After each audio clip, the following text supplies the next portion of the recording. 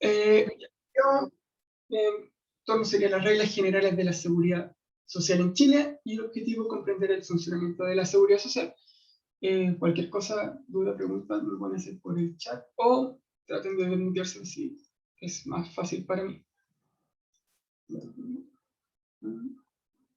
A ver. Ahí está. Ya. A ver. Ya, entendiendo primero el concepto de seguridad social, no sé si alguna vez lo han escuchado o en la tele han escuchado sobre seguridad social, pero es política socioeconómica de un país por la cual la comunidad protege a sus miembros, asegurándoles condiciones de vida, salud, trabajo socialmente suficientes, ¿ya? Es decir, es una política pública, ¿ya? Una política que hace el Estado para que la población que vive en ese Estado tenga de alguna forma una condición social suficiente para vivir dignamente. ¿Ya? Entre lo que vamos a encontrar como seguridad social, encontramos la salud, el trabajo, beneficios sociales, pensiones, ¿ya? Ese es como bien resumido lo que es seguridad social para entenderlo. Cuando ahora que vamos a estar en debates políticos se va a preguntar mucho sobre cuál es el plan de seguridad social, etcétera, etcétera. Principalmente hablan de esto, cómo se asegura el buen vivir de las personas.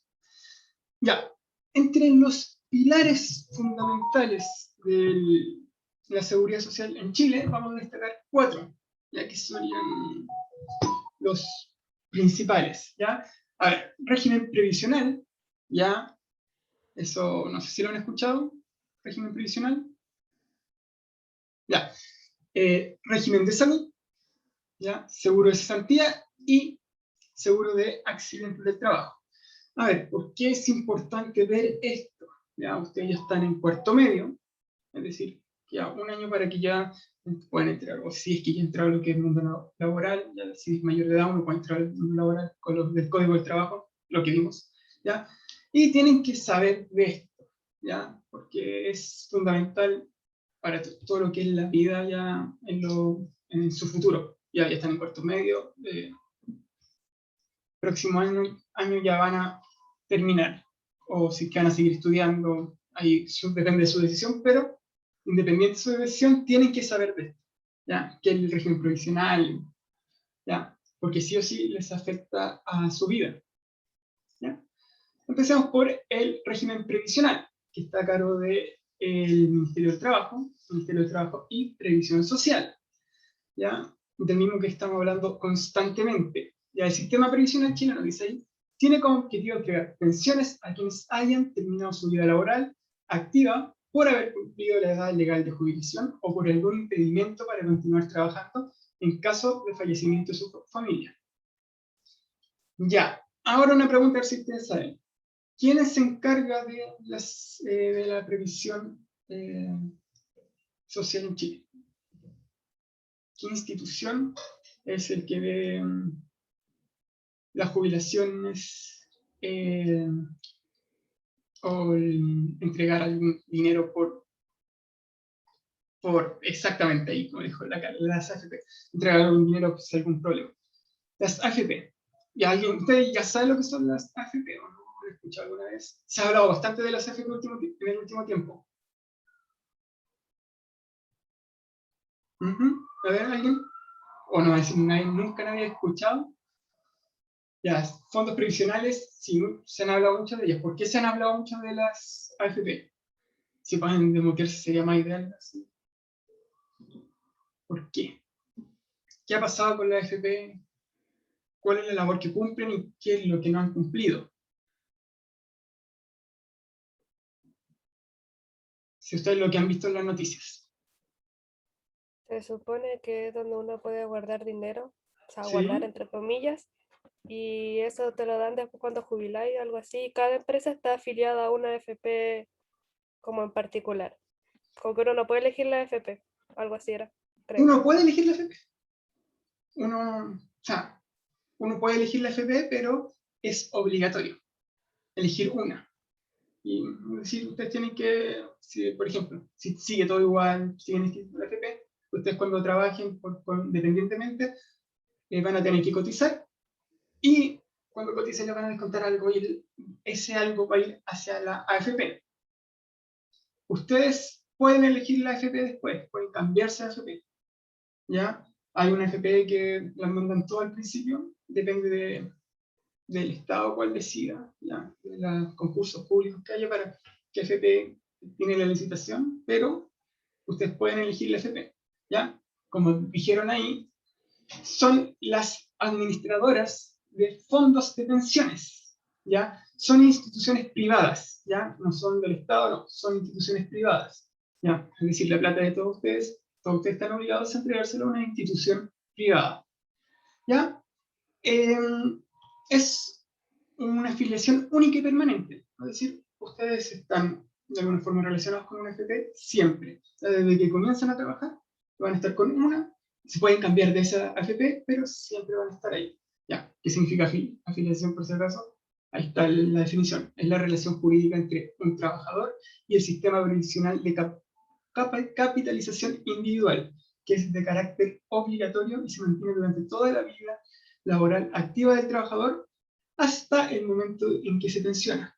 Ya, es decir, desde que empiezan a trabajar van a estar activos de alguna forma relacionados con una AFP hasta que jubilen, o en realidad hasta que, bueno, porque la AFP va a seguir dando su pensión.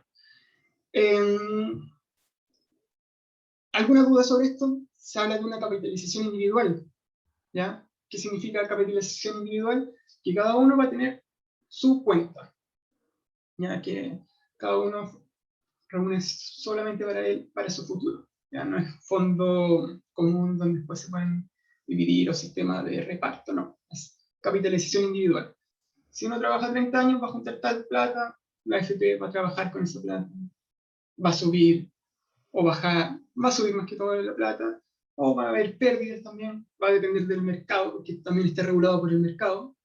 Entonces, ahí después se va a sacar cuál va a ser su jubilación. ¿Ya? ¿Cómo se financian las AFP? Con la cotización obligatoria, ¿ya? Es decir, cuando ustedes trabajen, el 10% de la renta o remuneración va a ir hacia la AFP, ¿ya? Es decir, esa AFP va a tener esa plata y va a ir para su cuenta. Además, la AFP cobra un monto de administración, que es aproximadamente el 0,2% del sueldo, el 0,1%, no, 0,9 o 1%. ¿Ya? Es decir, el 1% del sueldo, el 0, tanto por ciento del sueldo, va a ir también a la AFP, pero eso no a tu cuenta, sino directamente a la AFP. ¿Ya? ¿Qué hacen la AFP? La AFP están en fondos, cada uno puede elegir el fondo. Hay unos fondos que son más riesgosos, unos que son menos riesgosos, por ejemplo el fondo A, que es más riesgoso. Entonces uno puede decir, ya, yo estoy en esta AFP y mi cotización va a ir hacia el fondo A.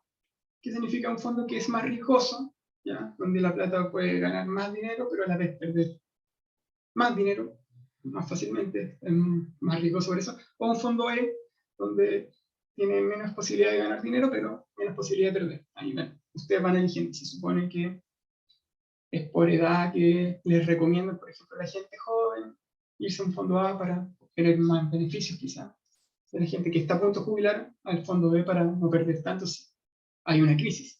¿Ya? Pero eso es lo importante, que es el 10% del sueldo, ¿ya? O de la renta, es individual y ustedes están obligados a entrar a una AFP, que es una administración privada. Es decir, están obligados a entregarle la plata a una institución privada. Eso es lo que cuenta. ¿Ya? Y actualmente también se ha hablado mucho de los problemas de la AFP. ¿Ya? Si nosotros vemos todos los debates presidenciales que salieron el lunes y martes, hablaron de las AFP de alguna forma. ¿Y cuál es el problema de las AFP? Que ya se crearon en 1980 en dictadura y tiene que ver con que era privado, una institución de carácter privado y de cotización individual, que supuestamente iba a entregar aproximadamente más del 70% del sueldo ya el 2020. Cuando nos dimos cuenta del 2020, las personas que jubilaron en el 2020 no le estaban dando aproximadamente el 70% del sueldo, sino que le estaban dando mucho menos. Entonces se han intentado hacer algunas reformas, algunos cambios. Por eso está surgiendo actualmente qué hacemos con las pensiones. ¿Ya? Y aquí una noticia, por ejemplo. Dice, la Asociación de AFP propuso subir la cotización previsional del actual 10% a un 20%, 4 puntos más de lo establecido actualmente por el gobierno en la reforma de pensiones, donde apunta a subir la cifra a 16%. ¿Ya? Es decir, que lo que se propone es que en vez de, para subir las pensiones, hay que darle más plata a las AFP. Las personas tienen que entregarle más dinero a la AFP, en vez de un 10, llegar a ser un 20%. ¿Ya? El gerente general de la entidad, Fernando Larraín, criticó los retiros de fondos previsionales y recalcó que los trabajadores financiaron la crisis con sus propios ahorros. Esto tiene que ver con la pandemia. Esto nos hace pensar que el 16% que actualmente se está debatiendo ya parece poco, y más bien habría que definir una cotización mucho más cercana al 20%, si uno quiere efectivamente tener un impacto en las mejoras de pensiones. ¿Ya? Es decir, en vez de que se saque el 10% del sueldo, ahora se estaría sacando un 20%. También se ha hablado de cómo se va a repartir ese 20%. Quizá se sume un poquito más a los trabajadores, un poquito más al Estado, un poquito más a los empleadores, pero todavía no se habla de eso. ¿Ya? Ese es el actual debate sobre qué hacer con las AFP. ¿Ya? Pues se sabe que las pensiones que están dando no son lo suficientemente para que una persona pueda vivir en su tercera edad. ¿Ya? A ver, sobre las AFP, ¿tienen alguna duda? ¿Ya? Porque son súper importantes entender la AFP. Ya, no hay duda. Ya, seguro de invalidez y sobrevivencia. ¿Ya? También es algo que está dentro de nuestra seguridad social. ¿Ya? Dice, como dice la definición, es un seguro financiado por el empleador que la AFP está obligada a contratar y que cubre los accidentes o siniestros que puedan sufrir los trabajadores. ¿Ya? A ver, es súper importante esto, que también tenemos un seguro de invalidez y sobrevivencia que todas las AFP están obligadas a contratar a una compañía de seguros, que casi siempre las compañías de seguros son de las mismas AFP, así que no cambia mucho. Ya, ¿quiénes pueden optar a este seguro de invalidez o de sobrevivencia? Principalmente los trabajadores que hayan sido trabajadores dependientes. ¿Ya? Es decir, que hayan cotizado alguna vez a una AFP. O sea, prácticamente todos los trabajadores que hayan estado cotizando en una AFP, que son trabajadores dependientes, están de alguna forma inscritos en este seguro. ¿Ya? ¿Qué pasa con los trabajadores independientes? ¿Están en ese seguro o no? Depende. Si los trabajadores independientes alguna vez han hecho un depósito voluntario de la AFP por cotización, sí están en ese seguro. Igual pasa con los trabajadores dependientes que están cesantes. Si estuvieron cotizando los 12 meses anteriores, también les va a correr este seguro. Ya, pero si han estado más de un año cesantes, no les va a empezar a correr esto. Igual que los trabajadores independientes. ¿Ya? Si no han nunca cotizado en una FP, no les va a correr este seguro. ¿Ya? Eso hay que tenerlo claro. Porque tenemos que tener en cuenta esto, que estas instituciones son privadas, no es del Estado. Entonces, la institución, la AFP es la que contrata el seguro. Entonces, si no has nunca cotizado, no pueden de alguna forma ver ese vínculo. Entonces ahí se pierde eso. ¿Ya? Eso también es un problema en la actualidad. Ya, aquí vamos a ver en lo que es de seguridad, vamos a ver las pensiones de invalidez, que es una pensión de invalidez, que es una pensión de vejez, y las pensiones anticipadas. ¿Ya? A ver, la pensión de invalidez, ¿ya?, cubre a las personas afiliadas, solamente los afiliados, es decir, los trabajadores independientes que quieran estar aquí, tendrían que haber estado cotizando alguna vez, por lo menos en el año que sufrieron el accidente o cualquier cosa. ¿Ya? Va a cubrir a los afiliados que no alcanzan a la edad de vejez, pero han sufrido algún problema, algún menoscabo, dice ahí, permanente que le impide realizar ese trabajo. ¿Ya? Es decir, no pueden trabajar porque sufrieron algún problema o tienen algo que les invalide trabajar, pueden optar a esta pensión de invalidez. ¿Ya?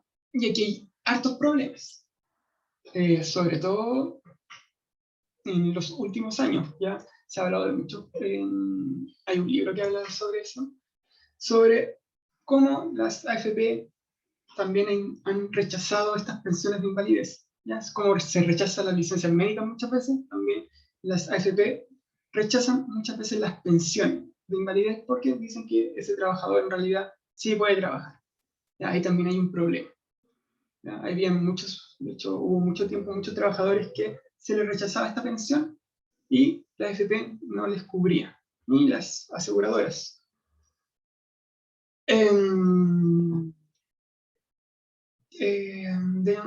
A ver, la esperanza dice, uno puede seguir trabajando pese a recibir una pensión de invalidez.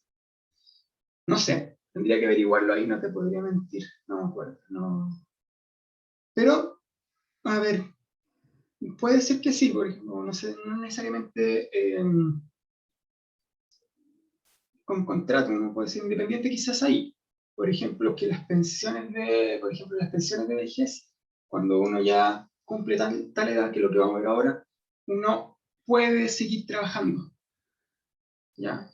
Cuando uno jubila puede seguir trabajando. No sé si correrá lo mismo para la de invalidez. Lo voy a averiguar y lo puedo decir la próxima semana. ¿Ya? No se me ocurre. Pero ahí dice la esperanza, dice que su abuela trabajaba y aún así, o sea, su abuela lo recibía y aún así trabajaba. Pero ella aún no jubila, no jubilaba. Claro, la pensión de invalidez se da cuando la persona no ha jubilado, porque por eso se da, porque no puede seguir trabajando y no está en edad para jubilar. Por eso se da la pensión de invalidez. Es trabajada por contrato, ¿no? Eso tendríamos que saber. ¿Ya? Entonces sí, ahí voy a averiguar, pero si dice que sí, sí, ahí daría tu respuesta. ¿Ya? Ya. Por otro lado está la pensión de vejez. ¿Ya? Igual voy a averiguar eso por si acaso, para no quedarme con la duda. ¿Ya? A ver, la pensión de vejez es la que nosotros conocemos como la jubilación. ¿Ya? Ustedes han escuchado la jubilación. Para las mujeres son 60 años de edad, para los hombres son 65 años. ¿Ya? Después de obtener esta pensión, como les dije recién, uno puede seguir trabajando. ¿Cuál es el problema actual que se habla sobre las pensiones? No sé si han escuchado de subir la edad de jubilación. ¿Ya? Ahí también hablaron de comentarios algunas personas. Alguien relacionó a un FP y mencionó a un poeta que había vivido 104 años. Y habló de los 104 años, no sé si lo vieron. ¿Ya? Se habla de subir la edad de jubilación. ¿Por qué creen que se habla de subir la edad de jubilación? ¿Qué estará ocurriendo para que piensen en subir la edad de jubilación?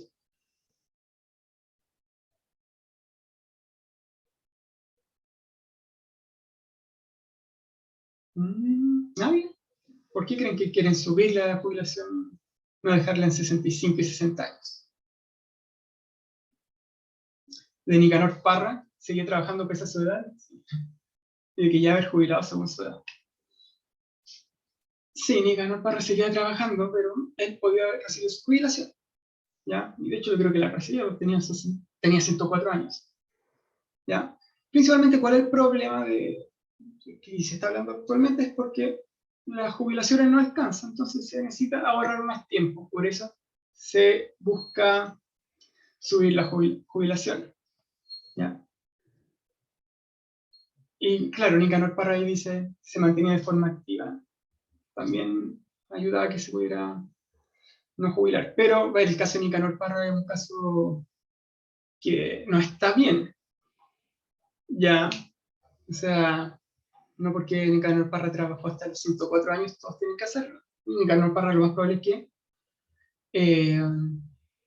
ni siquiera necesitara trabajar, ¿vale? O sea, y tampoco estaba trabajando con contrato, más que todo era independiente, era poeta, ¿ya? No, Así que no, el caso de Nicanor Parra no vendría el caso de las jubilaciones. Ya, hay también otra cosa que es importante, ¿cómo se calcula lo que se va a entregar? Dice, se calcula por la edad, supuestamente, que tendríamos que vivir, ¿ya? Entonces, la AFP no te va a entregar todo tu dinero, sino que va a transmitir, va a repartir el dinero por tantos años que supuestamente vas a vivir, ¿ya? Nadie vive 120 años como alguna AFP puede pensarlo, entonces, por eso también las jubilaciones son bajas.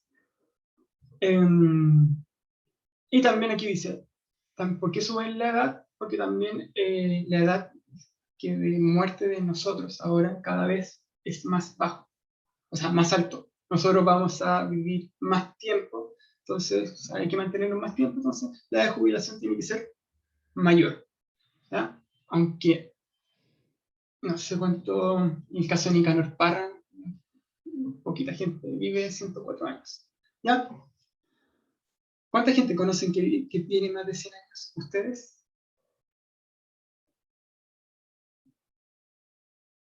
Ninguna. La Esperanza pregunta, ¿qué pasaría si se le entregara la pensión directamente a ellos y se les desligara de ellos? No sé, pensemos en lo mismo que está ocurriendo actualmente con el retiro del 10%, del tanto retiro. La AFP va quedándose sin dinero, entonces lo más probable es que la AFP necesite de ese dinero para ir entregándolo cada cierto tiempo. Es muy difícil que te lo entreguen al tiro de la jubilación. Hay países que sí lo hacen, ¿ya? Igual hay muchas personas han pedido que retirar, por ejemplo, el 100% de su jubilación cuando ya van a estar jubilados, porque la pensión que les va a dar es muy poco, pero en cambio si reciben todo el dinero de la jubilación, ellos podrían comprar una casa y arrendarla. Había muchos casos de eso, ¿ya?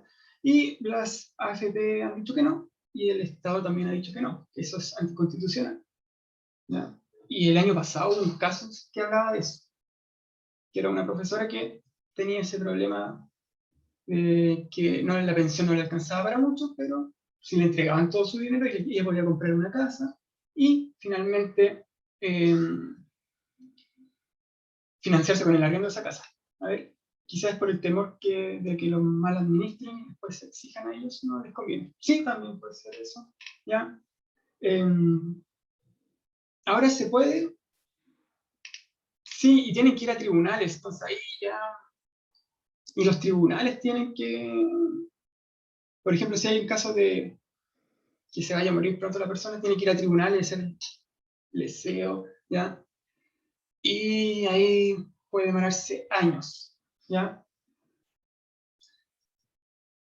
También, que no mencioné, también existen otras pensiones, que sería la pensión de vejez anticipada, ¿ya? Que esto ocurre para los trabajos que tienen desgaste físico, ¿ya? Trabajos que se consideran pesados, los trabajos que se consideran pesados, pueden las personas jubilar antes, ¿ya? Y ahí tiene que haber una institución que diga que ese trabajo es de carácter pesado, ¿ya? Ahí la institución ve y la persona puede jubilar antes, ¿ya? 50 años, 75 años, porque el desgaste físico que ha hecho por hacer ese trabajo a lo largo de su vida es mucho, mucho mayor a que una persona normal que quizás trabaje en una oficina, etcétera, etcétera, ¿ya? Es por el trabajo físico o el desgaste físico que significa ese trabajo. Entonces la gente que hace esos trabajos puede jubilar antes, ¿ya? Pero una institución estatal tiene que ver y tiene que estar inscrita ese trabajo, ¿ya? Pero ¿qué pasa con los trabajadores independientes? Los trabajadores independientes están, como ya vimos, un poquito alejados de esta seguridad social, vimos con lo del Código del Trabajo, ¿ya? Y ya habíamos visto un poquito esto que a lo largo de estos últimos años se ha intentado igualar de los trabajadores independientes, ¿ya? Y hay una reforma previsional que intenta de alguna forma obligar a las personas de trabajo independiente que empiecen a cotizar para sus pensiones, salud y seguros de accidentes. La idea es que también ellos no estén de alguna forma aislados de esta seguridad social, porque como ya hemos visto, los trabajadores independientes están aislados de esta seguridad social. Lo vemos también con el trabajo de los delivery que no tienen seguridad social. Entonces la idea que está intentando hacer el Estado es obligarlos a cotizar para que puedan de alguna forma estar integrados en esta idea de seguridad social. ¿Ya? Ese es el gran problema de los independientes y también ha sido complicado solucionarlo. Ya llevamos bastantes años viendo eso y todavía no hay una idea clara. ¿Ya? Eso con lo del sistema previsional. Ahora nos pasamos al sistema de salud. ¿Ya? Ya, aquí la Carla pregunta, ¿cuál es la pensión que se recibe que es permanente y fija? Ya, esa es la vitalicia. Se supone que si una persona cuando jubila tiene que decidir si tiene que optar a la renta vitalicia, no me acuerdo el nombre de la otra renta, que te van pasando tu dinero y se puede acabar. La renta vitalicia pasa a ser que la plata que tú tienes en la AFP se pasa a una aseguradora. ¿Ya? Y la aseguradora te va pasando fijamente toda esa plata. Te va dividiendo la plata, te saca un estimado y hasta tu muerte te va pasando ese dinero. ¿Ya? Independiente de los años que vivas, si vives 150 años, los 100 tantos años, los 90 años te va a ir pasando esa plata. ¿Ya? Y ahí la aseguradora pierde plata, supuestamente, porque al final la plata que le pasaron a ella es menor a la que te está pasando finalmente por los 90 años, pero como nadie vive 90 años más, es casi imposible que la aseguradora pierda plata. ¿Ya? Por otro lado, si te mueres antes de lo que es,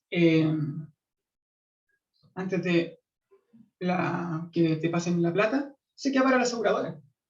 Si esas son las gracias de la aseguradora, tú le pasas la plata y tú tienes un seguro. ¿Ya? Ahora tienes un seguro de, si te mueres, por ejemplo, un año después de que la plata está en la aseguradora se queda con la plata. ¿Ya? Y también por eso hablan sobre el 10%. Si se retiraba el 10% de las que tenían pensiones vitalicias, era como medio ilegal porque esa plata ya no está. Tú, en realidad, cuando te jubilas por renta vitalicia, esa plata se la pagas a la aseguradora. Es plata de la aseguradora, no es tu plata.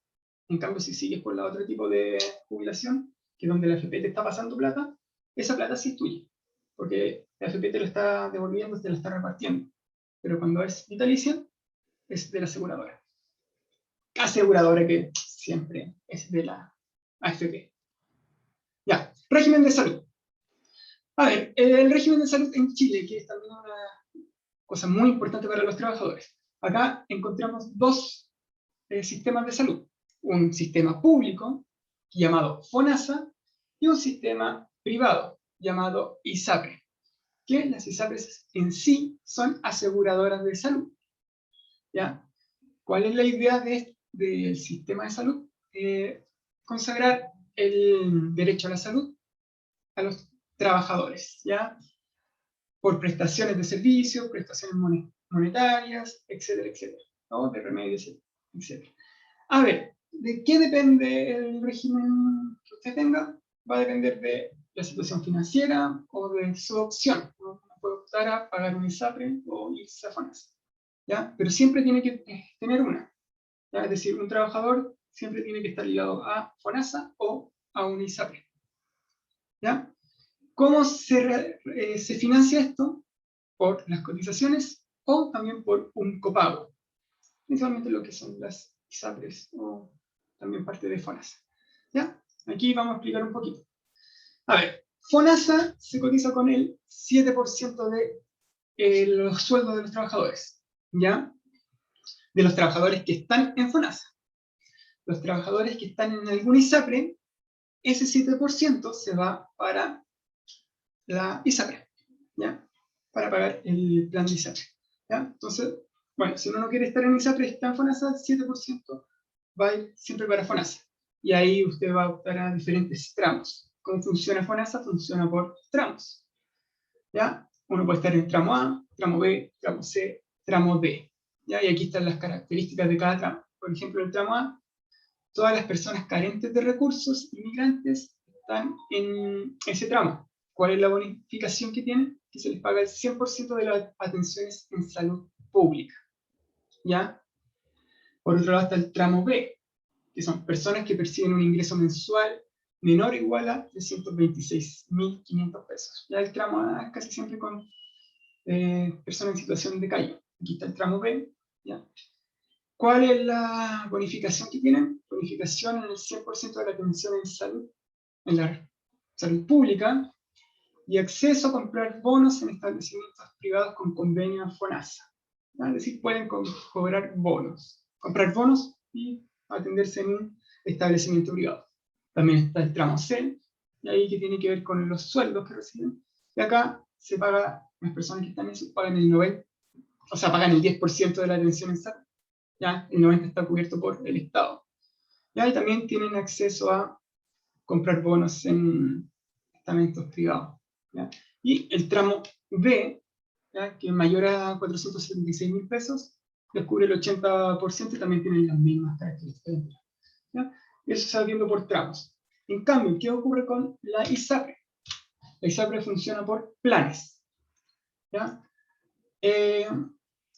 Las aseguradoras de salud principalmente te venden planes de salud. ¿Ya?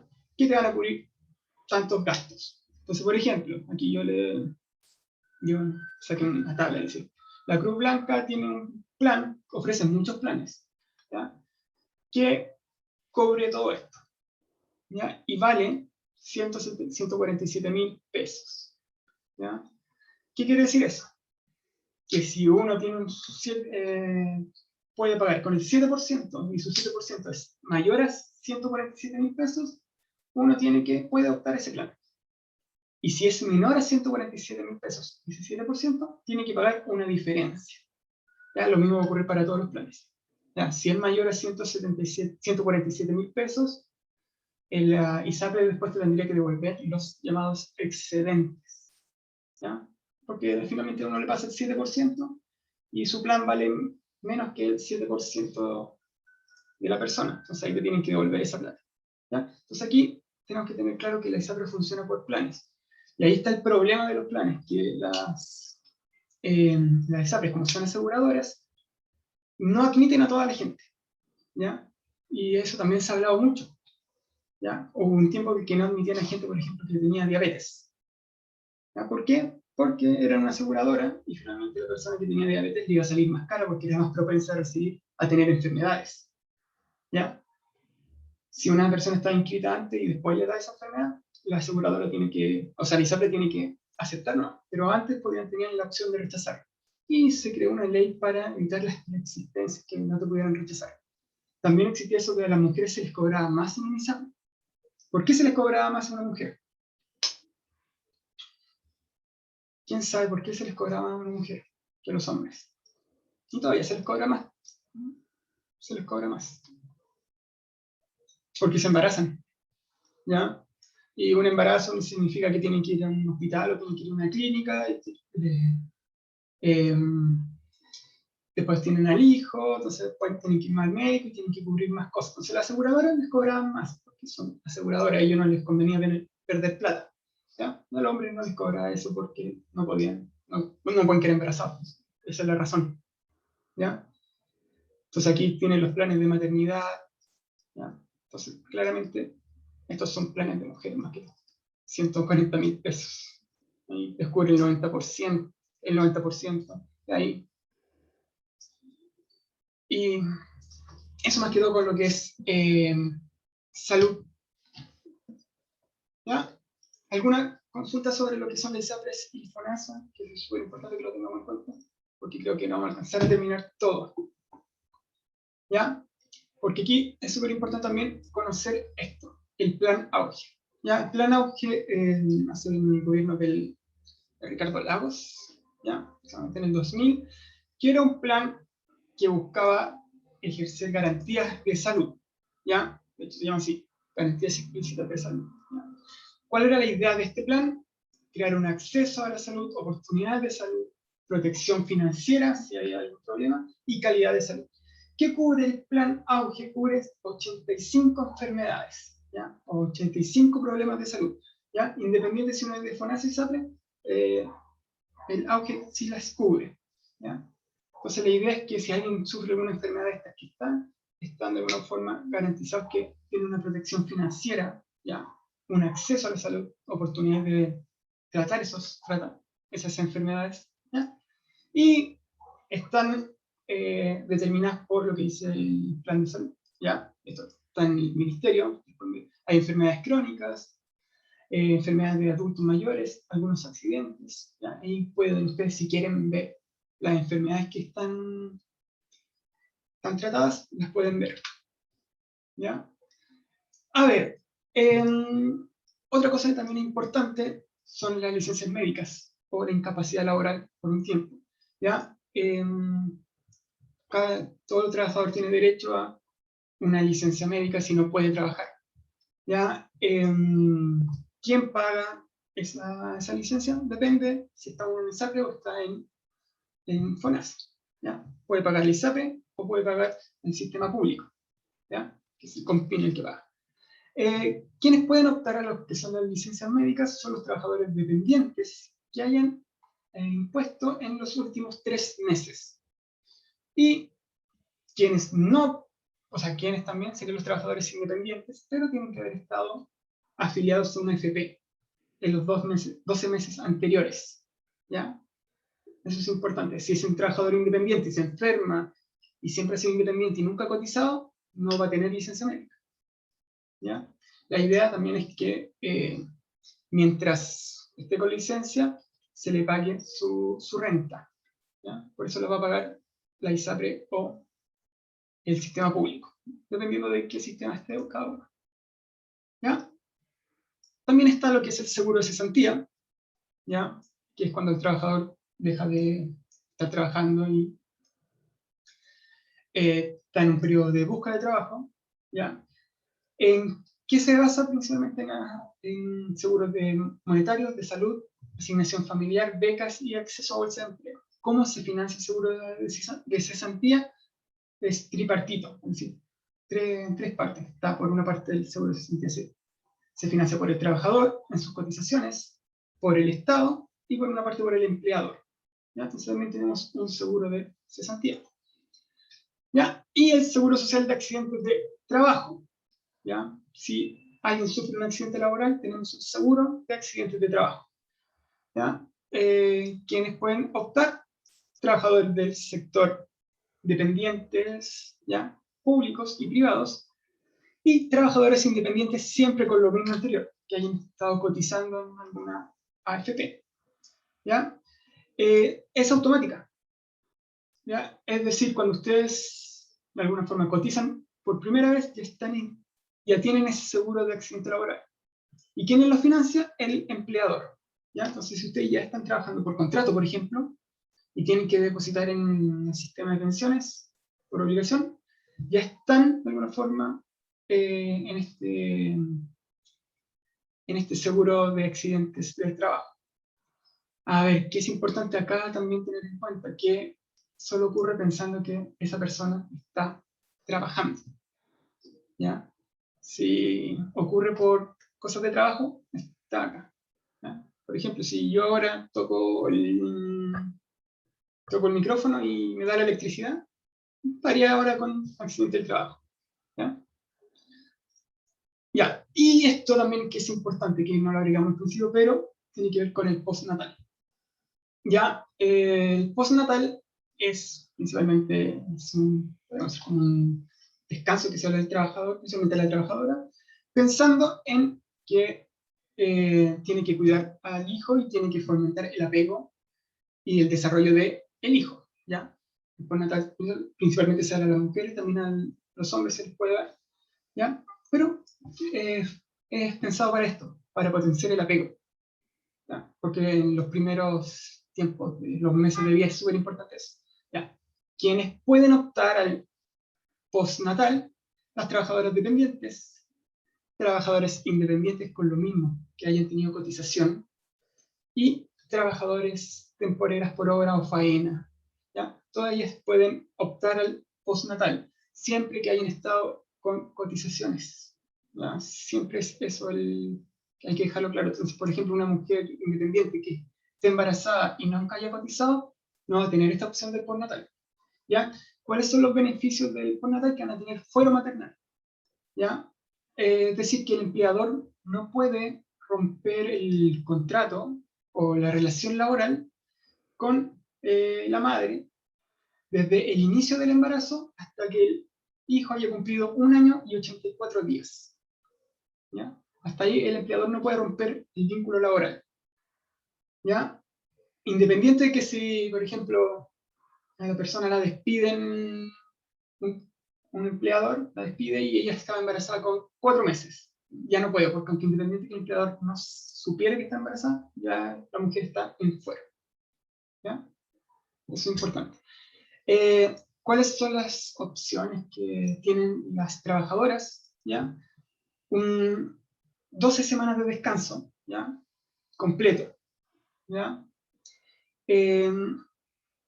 Y se les paga su sueldo, principalmente hasta un tope de 73 UF. Una UF son 30.000 pesos aproximadamente, así que saquen el cálculo. Eso se le puede pagar máximo, ¿ya? Pero se les paga el sueldo. También se puede optar a 12 semanas de descanso completo, ¿ya? Y después se puede trabajar las otras 18 semanas media jornada, ¿ya? Y se les paga solamente el 50% del sueldo o del subsidio, ¿ya? Ahí, como dice, 36 UF, saquen el cálculo si quieren. Y también se puede optar a esta otra opción que es de 12 semanas de descanso completo para la mujer, prácticamente es obligatorio, ¿ya? Y las otras 12 semanas, que son en la anterior, se puede dar al padre, ¿ya? Principalmente solo se pueden dar 6 semanas, pero pueden repartirse. Eso hay que tener claro, ¿ya? ¿Alguna duda respecto a esto? Hay países, principalmente, que se obligan a los padres a tomar un postnatal. ¿Por qué creen que es eso? ¿Por qué se le obliga a los padres, o se les puede obligar a los padres a optar un postnatal?